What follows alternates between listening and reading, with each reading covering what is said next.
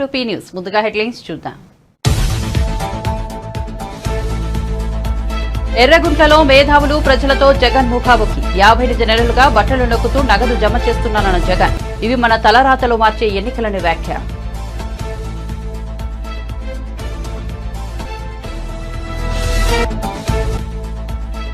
Supreme court ప్రధాన న్యాయమూర్తి justice DY చంద్రచూడ్తో తెలంగాణ సీఎం రేవంత్ రెడ్డి భేటీ. అనంతరం మర్యాదపూర్వకంగా భేటీ. రాజేంద్ర నగర్ లో హైకోర్టు నూతన భవన నిర్మాణ పనులకు జస్టిస్ చంద్రచూడ్ శంకుస్థాపన.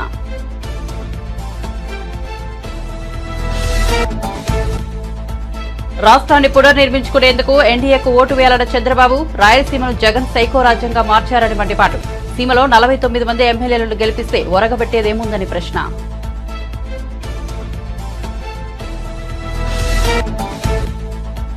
రెండో మూడో ఫోన్ ట్యాపింగ్ లో జరిగుండొచ్చని కేటీఆర్ అన్నారు. దీనిపై రేవంత్ రెడ్డి విచారణ జరిపించాలన్న బీజేపీ నేత లక్ష్మణ్.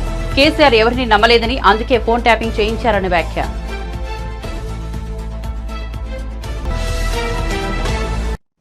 ఇక వార్త వివరాల్లోకి వెళ్తే ఏ పార్టీ అని చూడకుండా ఎలాంటి వివక్ష లేకుండా అర్హత ఉన్న ప్రతి ఒక్కరికి సంక్షేమ పథకాలను అందిస్తున్నామని ఏపీ సీఎం జగన్ చెప్పారు. లంచాలకు తావు లేకుండా సంక్షేమ పథకాలను అందిస్తున్నామని తెలిపారు. అక్కా చెల్లెమ్మల ముఖాల్లో సంతోషం నింపేందుకు, పేదల జీవితాల్లో మార్పులు తెచ్చేందుకు గత 58 నెలల కాలంలో తాను బట్టలు నొక్కుతూ నేరుగా అకౌంట్లలో నగదు జమ చేస్తున్నానని చెప్పారు. జగన్ చేపట్టిన మేమంతా సిద్ధం బస్సు యాత్ర రెండో రోజుకు చేరుకుంది. ఈ ఉదయం ఆయన ఎర్రగుంట్లలో ప్రజలు, మేధావులతో ముఖాముఖి నిర్వహించారు. ఈ సందర్భంగా జగన్ మాట్లాడుతూ ఒక్క ఎర్రగుంట్లలోనే 93% మంది లబ్ధి పొందారని చెప్పారు. ప్రజలకు వివిధ పథకాల ద్వారా చేకూరిన లబ్ధిని గణాంకాలతో స్వయంగా వివరించారు. తనకంటే ముందు చాలా మంది సీఎంలుగా చేశారని, తనకన్నా వయసు, అనుభవం ఎక్కువ ఉన్నవారు పనిచేశారని చెప్పారు. వయసులో తాను చిన్నవాడినని, ఒక చిన్నవాడిగా అడుగుతున్నానని, 14 ఏళ్లు సీఎంగా చేసిన వ్యక్తి అనుభవం మీ జీవితాలను మార్చిందా అని ప్రశ్నించారు. వైసీపీ ప్రభుత్వం కొనసాగాల్సిన అవసరం ఎంత ఉందో అందరూ ఆలోచన చేయాలని చెప్పారు. అడుగుతా ఉన్నా, ఈరోజు ఏ రకంగా బ్రతుకులు మారాయి, ఏ రకంగా జీవితాలు మారాయి, ఏ రకంగా వ్యవస్థలోకి మార్పులు తీసుకురాగలిగాము అన్నది ఒక్కసారి గమనించమని చెప్పి కోరుతా ఉన్నా. ఈరోజు ఈ బటన్ నొక్కడమే కాదు, అక్క చెల్లెమ్మల కుటుంబాలకు ఆర్థిక సాధికారత ఇవ్వడమే కాదు, ఇదొక్కటే కాదు జరిగింది. ఈ లిస్టు చదివేటప్పుడు నేను చెప్పా, విద్యా కానుక గురించి కూడా చెప్పా, అదే మాదిరిగా ట్యాబుల గురించి కూడా చెప్పా. ఈ విషయాలు చెప్పేటప్పుడు ఇవి కూడా చెప్పా. ఒకసారి ఆలోచన చేయమని అడుగుతా ఉన్నా.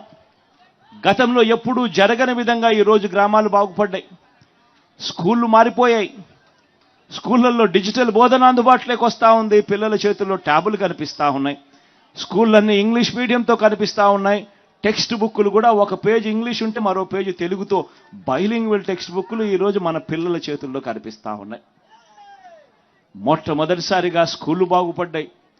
మొట్టమొదటిసారిగా మన గ్రామాలలో విలేజ్ క్లినిక్లు ఇక్కడే వచ్చాయి. ఫ్యామిలీ డాక్టర్లు ఇక్కడే వస్తూ ఉన్నారు. ఆరోగ్య సురక్షతో ప్రతి ఇంటిని కూడా జల్లెడబడుతూ ప్రతి పేదవాడికి కూడా టెస్టులు కావాలన్నా, మందులు కావాలన్నా నేరుగా ఇంటికే వచ్చి చేస్తూ ఉన్నారు. స్కూళ్ళు బాగుపడ్డాయి, వైద్యం బాగుపడ్డాయి. ఎప్పుడు చూడని విధంగా ఆర్బీకే రైతు భరోసా కేంద్రం మన గ్రామంలోనే కనిపిస్తూ ఉన్నారు.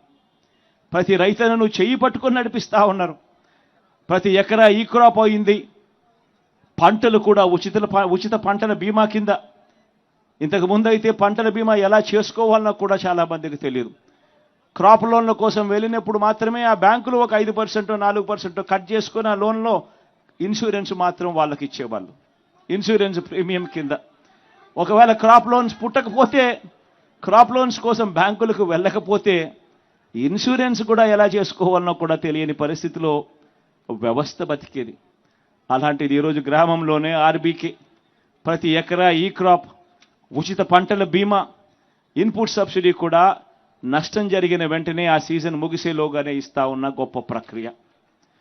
ఎప్పుడు చూడని విధంగా రైతన్నలకు పెట్టుబడి విషయంలో, పెట్టుబడి కోసం రైతన్నకు సహాయంగా ఏకంగా 13,500 రూపాయలు రైతన్నకు పెట్టుబడి సహాయంగా ఇచ్చే గొప్ప మార్పు జరిగింది కూడా కేవలం మీ బిడ్డ హయాంలోనే.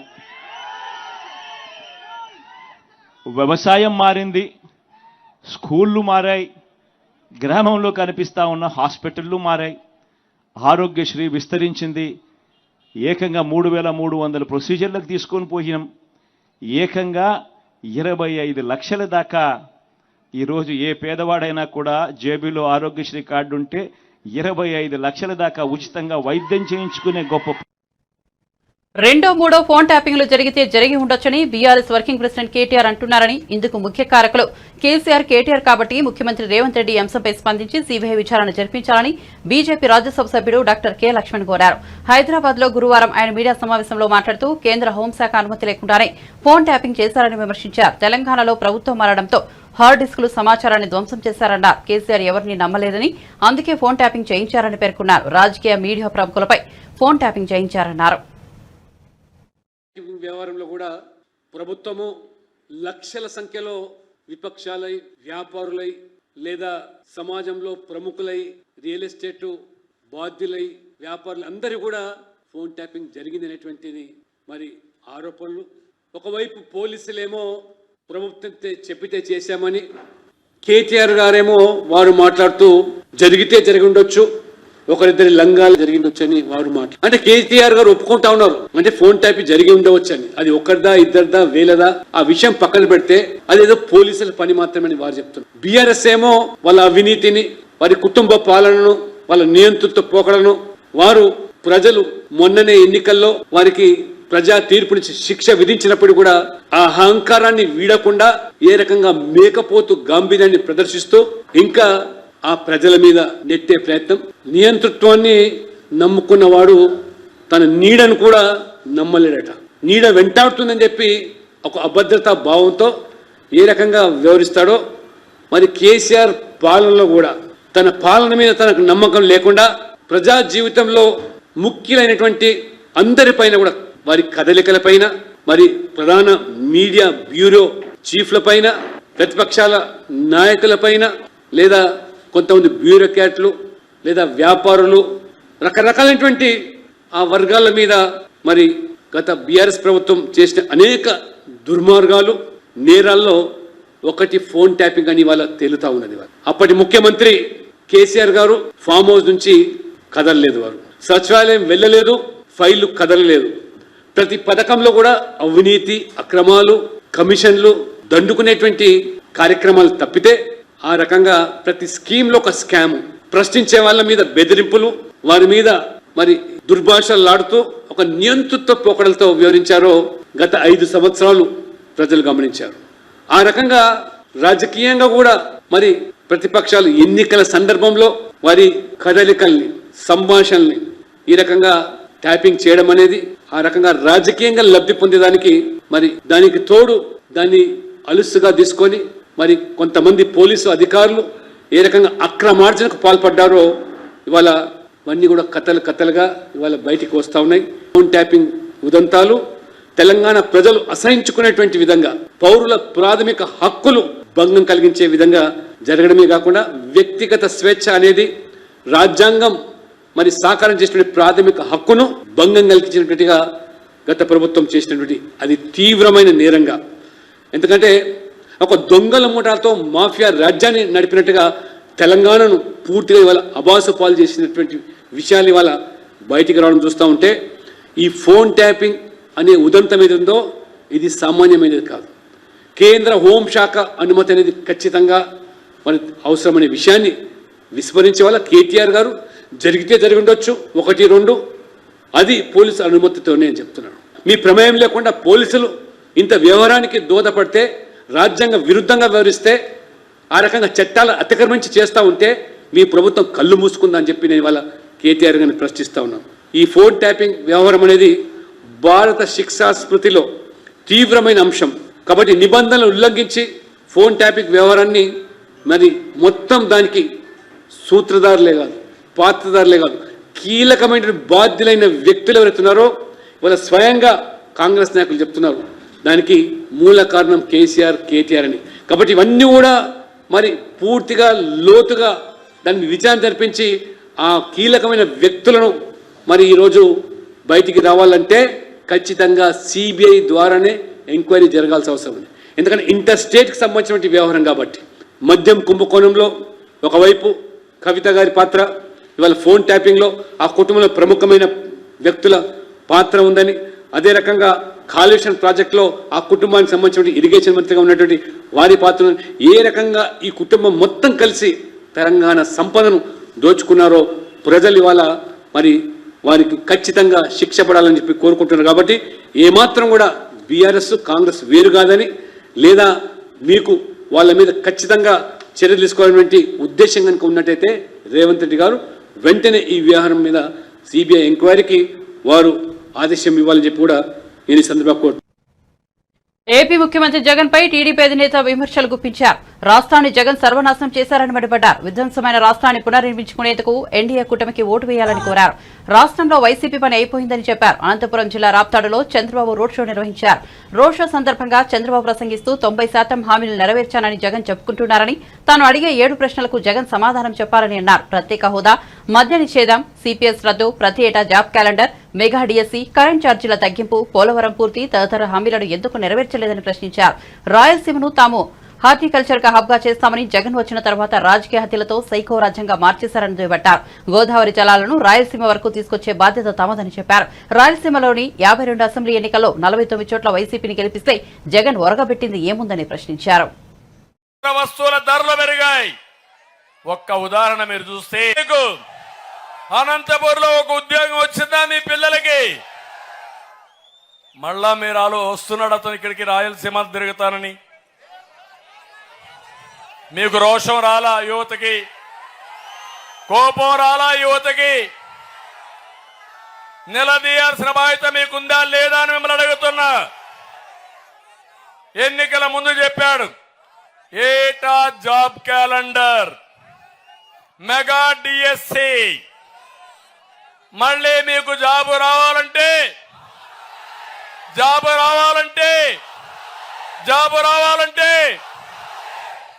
మీరే చూశారు, కియా మోటార్ వచ్చింది. అది మన రేంజ్. జాకి పారిపోవడం వీళ్ళ రేంజ్ అది. అందుకే దేశంలో ఉండే అందరికంటే ఎక్కువ నిరుద్యోగులు మన రాష్ట్రంలో ఉన్నారు. ఒక తల్లి, ఒక తండ్రి. ఒక ఉదాహరణ చెప్తున్నాను. ఇప్పుడే మిత్రుడు జనసేన నాయకుడు ఒక మాట మాట్లాడాడు, ఒక విషయం చెప్పాడు. నీరు అనేది చాలా ముఖ్యం. నీరు లేకపోతే ఏ పని కాదు. ఒక 2-3 గంటల నీళ్లు తాకపోతే మనం ఏమవుతాం? మా తమ్ముడు ఇప్పుడు కూడా తాగుతాడు. ఎండలో చెమట పట్టింది, చెమట పడతా ఉంటే నీళ్లు తాకపోతే కాసేపు అయిన తర్వాత పెయింట్ అయిపోతాడు. అవునా కాదా? అలాంటి అనంతపురం జిల్లా కరువు జిల్లా, మహబూబ్నగర్ జిల్లా కరువు జిల్లా. అనంతపురం నుంచి వలసలకు వెళ్లిపోతున్నారు. అది ఆలోచించి ఎన్టీ రామారావు గారు ఒక ఉదాత్తమైన ఆలోచనతో అంద్రీ నీవా ప్రారంభించిన నాయకుడు ఎన్టీ రామారావు గారు. కృష్ణా జలాలు రావాలి, ఈ అనంతపురం జిల్లా బాగుపడాలని ఆలోచిస్తే 2014 అంత మునుపు కూడా చేశాం. కానీ 2014లో జీడిపల్లి పూర్తి చేసి చెర్లోపల్లి ఏపీలో పోటీ చేసే లోక్సభ అసెంబ్లీ స్థానాలకు బీజేపీ తన అభ్యర్థులను ప్రకటించింది. దీనిపై ఏపీ ప్రభుత్వ సలహాదారు సజ్జల రామకృష్ణారెడ్డి స్పందించారు. బీజేపీలో ఉన్న టీడీపీ వాళ్ళకే చంద్రబాబు టికెట్లు ఇప్పించుకున్నారని, బీజేపీలో ఉన్నది టీడీపీ ఏజెంట్లేనని ఈ మేరకు కథనాలు వస్తున్నాయని అన్నారు. ఆ జాబితాలో ఉన్న పేర్లు చూస్తేనే ఆ విషయం అర్థమవుతోందని విమర్శించారు. 3 కోట్లు ఇస్తే సీటు కూడా మారుతామని ఓ ఆఫర్ ఇచ్చినట్టు ఆడియో కూడా బయటకు వచ్చిందని సజ్జల వెల్లడించారు. అటు జనసేన పార్టీ జాబితాను చంద్రబాబు తన మనుషులతోనే నింపేశారని తెలిపారు. ఇదంతా చంద్రబాబు ఆడుతున్న నాటకమని సజ్జల విమర్శించారు. లీడర్ ఉన్నాడు, స్పష్టమైన అజెండాతో పార్టీ ఉంది వైఎస్ఆర్సీపీ. ఇది ఇంతకుముందు అనిందే రాయలసీమ ద్రోహి అని ఆయన ఎట్లా అన్నాడు, ఇది కూడా అలాంటిదే. ఆయన ఏదేదైతే చేశాడో, ఆయన నీళ్లు గంటకట్టే ఘోరం ఏమైనా ఉంటుందా? ఆయన నీళ్లు తీసుకురావడం అక్కడ ఏ రోజు ఆలోచించినాడు? ఓ ప్రాజెక్ట్ గురించి ఏ రోజు అని ఆలోచించాడా? అయినా సరే నిస్సిగ్గుగా ఈరోజు అది అనగలుగుతున్నాడంటే జనం జ్ఞాపక శక్తి మీద ఇది, లేదా ఇట్లా అంటేనే అనాలి, మా ఈనాడు మా జ్యోతిలో వేస్తారు, నేను చూసుకొని చదువుకోవాలనుకుంటాను. ఎవరు నీళ్లు తెచ్చారు? ఈరోజు దాన్ని స్థిరంగా డ్యాములన్నీ, రిజర్వాయర్లన్నీ ఫుల్గా ఉన్నాయంటే ఎవరి వల్ల? అసలు ఇప్పుడు తీసుకుంటున్న లిఫ్ట్ కానీ పూర్తి అయితే రేపు రాయలసీమ రాబోయే కంటిన్యూస్ ఒక స్టెబిలైజ్ కాబోయేది వాట్ ఎవర్ ఇరిగేషన్ ఉండేది. అలాగే కుప్పంకి ఈరోజు కాలువ వర్షాలు పడితే రేపు నీళ్లు రావడానికి ఏర్పాటు ఎవరు చేశారు, కుప్పం కూడా ఆయన కాన్స్టిట్యున్సీ కూడా. ఇవన్నీ తెలియవు ఆ ప్రజలకు. చెప్తున్నా కదా, వాళ్ళు ఆయన అనుకునేది తను ఏది మాట్లాడితే అది వేసే వచ్చాడు, మళ్ళీ పోయినారు, అక్కడే తిరిగారు దర్శనం కోసం. ఇవన్నీ దేనికోసం చేసినట్టు? అక్కడ పోయి అంత ఇదిగా వచ్చి ఈ రోజు వచ్చి భవిష్యత్తులో తెలుగు రాదని అమిత్ షాకు మోడీకో తెలుగు అర్థం కాదులే. ఇక్కడ ఉండేది ఎలాగో మన ఏజెంట్లే కదా, ఇక్కడ స్టేట్ లీడర్షిప్లో ఉండేది. రిపోర్ట్స్ వాళ్ళకి తెలియలేని ఆయన మాట్లాడుతున్నట్టున్నాడు. తెలుగులో మాట్లాడితే కొంచెం చెల్లుతుందని అని ప్రజలకు తెలుసు కదా. ఉత్తరాది వాళ్ళకో లేక మోడీకో అమిత్ షాకు తెలియదు, రాష్ట్ర ప్రజలకు తెలుసుగా ఈయన ఎంత ఆత్రంగా వాళ్ళ చుట్టూ తిరిగాడు, కేసుల నుంచి బయటపడాలని, ఎలాగో వాళ్ళతో పొత్తు పెట్టుకోవాలని చెప్పి డెస్పరేట్గా తిరిగిన చంద్రబాబు కానీ, దానికి రాయబారం ఉన్నట్టున్న పవన్ కళ్యాణ్ కానీ, వీళ్ళు ఎంతగా ఇది చేశారో ప్రజలకు తెలియదా? అందరు చూస్తూనే ఉన్నారుగా. అయినా ఆయన నమ్మకం ఏంటంటే తను ఏదంటే తన మీడియాలో వస్తుంది, అది డిస్కషన్ అవుతుంది, జనం దానికి కొంత నమ్మకపోతారా అనేది ఆయన ఆశ. ఇంకా అది పోయినట్లే, ఎందుకంటే ఆయనకు తెలిసిన విద్య అదే కదా.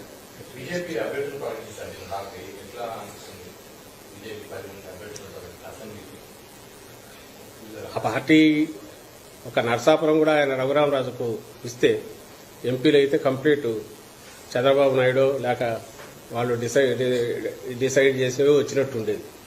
అది ఒకటి ఎందుకో ఇది చేశారు కానీ అది కూడా ఇచ్చింటే అక్కడికి అయిపోయేది. అతని ఇది తీరేది, కోరిక తీరేది. ఎన్నికల్లో కూడా ఏం జరుగుతుందో తెలిసేది. రిజల్ట్ ఎట్లుండేది, వన్ సైడ్ ఏకపక్షంగా ఉంది ఆల్రెడీ.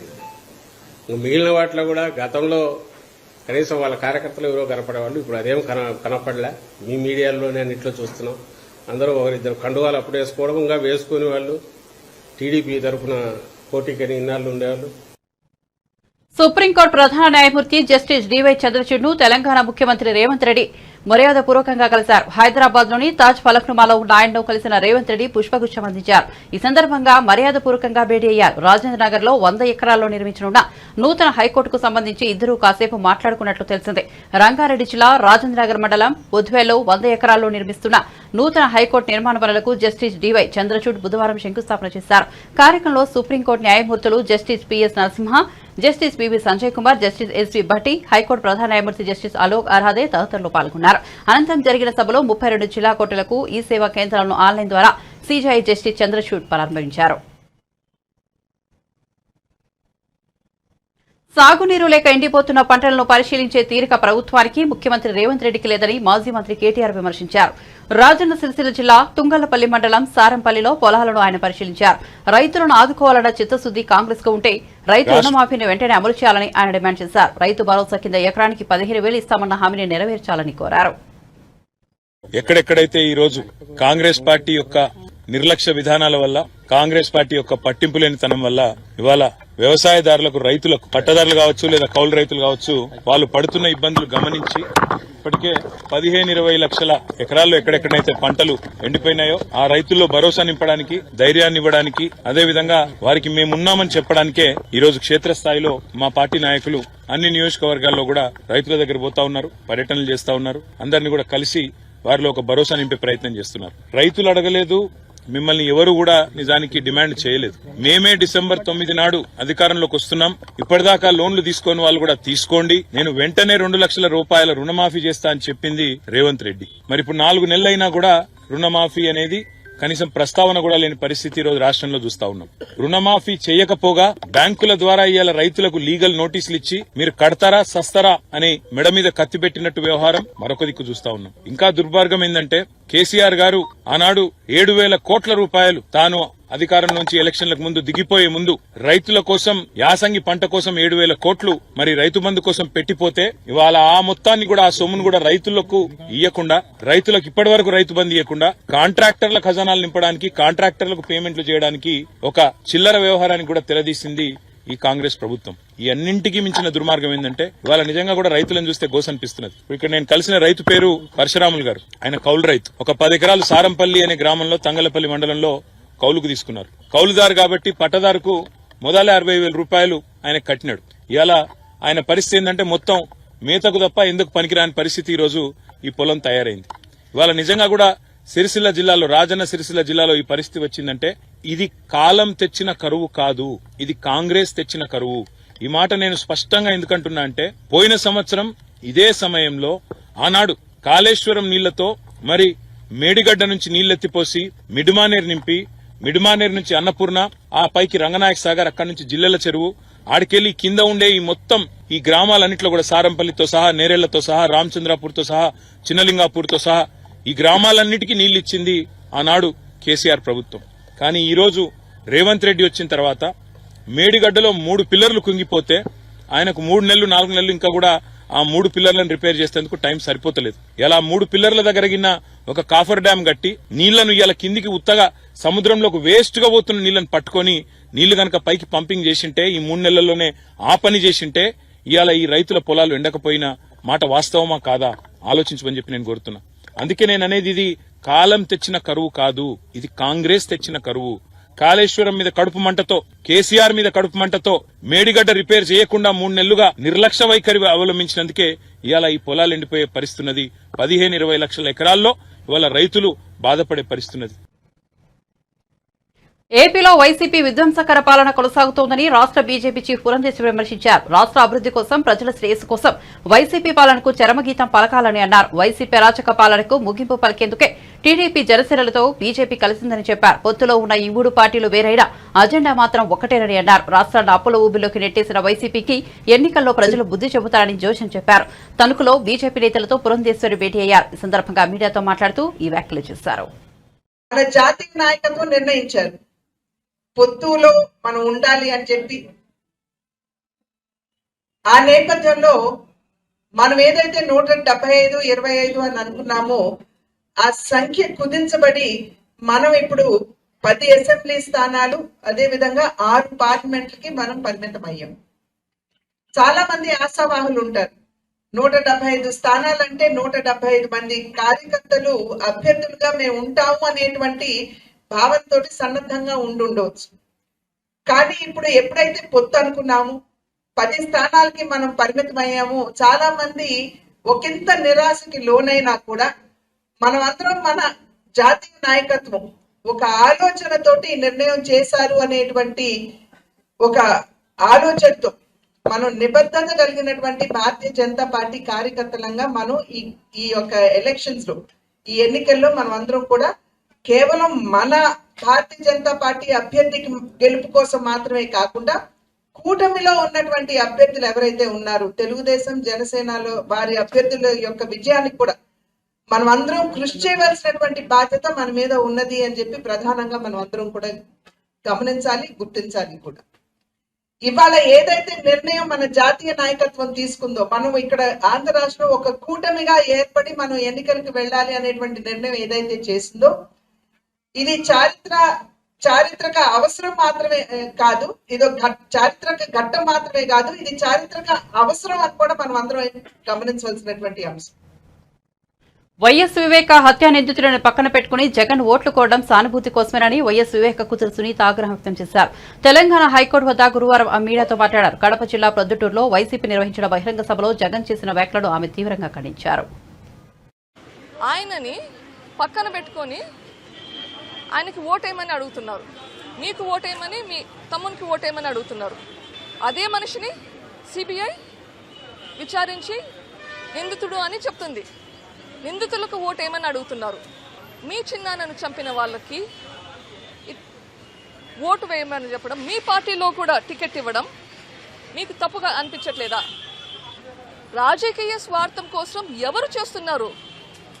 5 ఏళ్ల క్రితం చిన్నాన్నను చంపించారు, అప్పుడు రాజకీయానికి వాడుకున్నారు.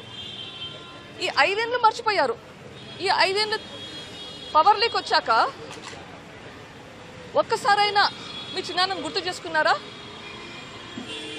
ఆయన చేసిన పనులను గుర్తు చేసుకున్నారా? లేదు. ఈరోజు ఎలక్షన్లు వచ్చాయి, ఈరోజు గుర్తొచ్చాడు మనిషి. ఇన్ని రోజులు మర్చిపోయిన మనిషి ఈరోజు మీకు గుర్తొచ్చాడా? ఎవరు స్వార్థపరులు, ఎవరు పదవుల కోసం ఉపయోగించుకుంటున్నారు? ఆలోచించండి. హత్య చేయించిన వాళ్ళకి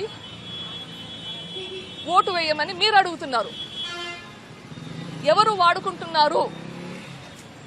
ఇప్పుడు మనం సినిమాలో చూస్తాం, విలన్ ఉంటారు, విలన్ పక్కన రౌడీలు ఉంటారు. రౌడీలను పట్టుకుంటే సరిపోతుందా? విలన్ దగ్గరికి వెళ్ళాలనా? మూల కారణం అయ్యేది విలన్. దీంట్లో విలన్ ఎవరు? దీంట్లో విలన్ మీరా? అందుకైనా మీరు వాళ్ళని ప్రొటెక్ట్ చేస్తున్నారు. ఎలక్షన్స్ వచ్చాయి, ఎలక్షన్స్లో ఓట్లు పడాలని చెప్పి సానుభూతి కోసం మళ్ళీ ట్రై చేస్తున్నాడు. ఇక్కడ నేను పోరాడేది న్యాయం కోసం, నువ్వు పోరాడేది పదవుల కోసం. నాకు ఈ పోరాటంలో నాకు ఏమి వస్తుంది? అందరినీ పోగొట్టుకోవడం తప్ప. ఇక్కడ అంతా మీరు ఈ పదవుల కోసం పోరాడుతున్నారు. మళ్ళీ ఎక్కడ పదవి పోతే మీరు ఇరకాటంలో పడతారు అని సాయశక్తులా కృషి చేస్తున్నారు. ఎప్పుడు అక్కలు చెల్లెళ్ళు అంటుంటున్నారు. ఈ చెల్లెలు గుర్తు రాలేదా మీకు ఈ 5 సంవత్సరాలు? నా రిక్వెస్ట్ ఒకటే, ఈ హంతకులకు ఓటేయద్దండి. ఇంకోటి అంటున్నారు, పదవులకు ఆశించి నేను ఇది చేస్తున్నాను, రాజకీయాలు చేస్తున్నాను అని చెప్పి. మీరు రాజకీయాలకు వాడుకుంటున్నారు. నాకు కావాల్సింది న్యాయం. న్యాయం ధర్మం అంటుంటారు. మీకు దీంట్లో న్యాయం బయటకు రావాలని అనిపించట్లేదా? ధర్మం రావాలని అనిపించట్లేదా? ధర్మం, మీ చిన్నాన్న హత్యకు గురైనాడు, ఎంత దారుణంగా గురయ్యాడు. అది చూస్తేనే భయంకరంగా ఉంటుంది. అదంతా మర్చిపోయి మళ్ళీ ప్రజల ముందరికి వచ్చి ఓటు అడగడానికి మీకు మనసులో ఒప్పుతుంది. ఎమ్మెల్సీ ఎలక్షన్లకు ఓడించిన వాళ్ళ చట్టపట్టలు వేసుకునేది, లేకపోతే హత్య చేసిన వాళ్ళతో మీరు చట్టపట్టలు వేసుకునేది? మీరు చట్టపట్టలు వేసుకుంటున్నారు కరెక్టే. హత్య చేసిన వాళ్ళతో మీరు తిరుగుతున్నారు, అది గ్రహించండి. హత్య చేయించిన వారితో మీరు తిరుగుతున్నారు, దీనికి ఆధారాలు కూడా ఉన్నాయి. హత్య చేసిన వాళ్ళతో తిరుగుతుండే ఆధారాలు ఉన్నాయి, హత్య చేయించిన వాళ్ళతో మీరు తిరుగుతుండేది మేమే చూస్తున్నాం. దయచేసి ప్రజలందరూ ఇది అర్థం చేసుకోవాలి, ఇది గ్రహించాలి. హంతకులకు ఓటు వేయకూడదు. వైఎస్ఆర్సీపీ పార్టీ వివేకానంద రెడ్డి గారి రక్తంతో పునాదులు తయారు చేసుకుంది. ఆ పార్టీ పునాదులు వివేకానంద రెడ్డి రక్తంతో మునిగి ఉంది. దయచేసి ఆ పార్టీకి, మా అన్నగారికి, హత్య చేసిన ఎంపీ గారికి ప్లీజ్ ఓటు వేయకండి. లోక్సభ ఎన్నికల సమయంలో కేసీఆర్ ను బీఆర్ఎస్ ను ఒత్తిడికి గురి చేయాలనే ఉద్దేశంతో తమ పార్టీ ఎమ్మెల్సీ కవితను అరెస్ట్ చేసి జైల్లో పెట్టారని ఆ party social media convener Manne Krishanth ఆరోపించారు. తెలంగాణ భవన్లో ఆయన మీడియాతో మాట్లాడుతూ లోక్సభ ఎన్నికలు నడిపిస్తోంది ఈసీ కాదని ఈడీ అని మండిపడ్డారు. తెలంగాణకు ఏం చేయలేదనే విషయాన్ని బయటకు రానియకుండా ఎవరిని అడగనివ్వకుండా ప్రధాని మోదీ చేశారన్నారు. మీడియాలో మొత్తం ఈడీ, సీబీఐ అరెస్టులపై చర్చ జరుగుతోందన్నారు. కశ్మీర్ నుంచి కేరళ వరకు ఈడీ, సీబీఐ కేసులతో బీజేపీ ప్రభుత్వం ప్రతిపక్షాలను భయపెడుతోందన్నారు. ఐపీఎల్ లో కూడా 2 టీంలు ఉంటాయి. తెలంగాణకు ఏం చేయలేదు అనే విషయం అసలు అజెండాకు రానివ్వకుండా కేవలం అజెండా ఇదే ఉండాలి. ఇవాళ ఏం చేస్తున్నాం, మీడియాలో ఏ చర్చ ఉన్నా కూడా అప్డేట్లు. ఈడీ ప్రెస్ రిలీజ్ చేసింది, ఎన్ని కోట్లంట, ఇప్పటి వరకు ₹1 కూడా అందులో రాలేదు. ఈడీ కన్విక్షన్ రేట్ ఎంత? 0.5%. దాదాపు 5,000 కేసులు ఉంటే అందులో ఇప్పటి వరకు తేలింది 25 కేసులు మాత్రమే. 2014 నుంచి ఇప్పటి వరకు ప్రతిపక్ష నాయకులేదు. ఒకవైపు ఇక్కడ కవిత అయితే, ఇంకోవైపు సాక్షాత్తు ఆమ్ ఆద్మీ పార్టీ అధ్యక్షులు ముఖ్యమంత్రి అరవింద్ కేజ్రీవాల్ గారిని పెట్టారు జైల్లో. అంటే ఆమ్ ఆద్మీ పార్టీ కూడా ఎన్నికల ప్రచారం చేయొద్దు. ఆమ్ ఆద్మీ పార్టీ నాయకులందరూ ధర్నాలు చేస్తున్నారు, వాళ్ళ పార్టీ పెద్దలందరూ ప్రెస్లలో ఈడీఏ మాట్లాడుతున్నారు. ఇటు ఢిల్లీ అదే చర్చ, పంజాబ్ అదే చర్చ, ఆమ్ ఆద్మీ పార్టీ. తెలంగాణలో ఇదే చర్చ. నిన్న కేరళ ముఖ్యమంత్రి పినరాయి విజయన్ గారి అమ్మాయికి ఈడీ నోటీసులు. బులెటిన్ ముగించే ముందు హెడ్లైన్స్ మరోసారి చూద్దాం. ఎర్రగుంటలో మేధావులు ప్రజలతో జగన్ ముఖాముఖి. 58 నెలలుగా పట్టణంలోకి నగదు జమ చేస్తున్నానన్న జగన్, ఇవి మన తలరాతలు మార్చే ఎన్నికలని వ్యాఖ్య.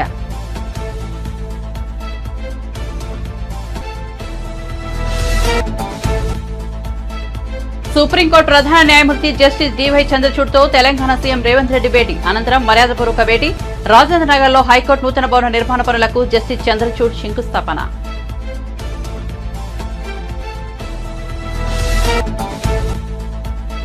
రాష్ట్రాన్ని పునర్నిర్మించేందుకు ఎన్డీఏకు ఓటు వేయాలన్న చంద్రబాబు. రాయలసీమను జగన్ సైకో రాజ్యంగా మార్చారని మండిపాటు. సీమలో 49 మంది ఎమ్మెల్యేలను గెలిపిస్తే ఒరగబెట్టింది ఏముందని ప్రశ్న.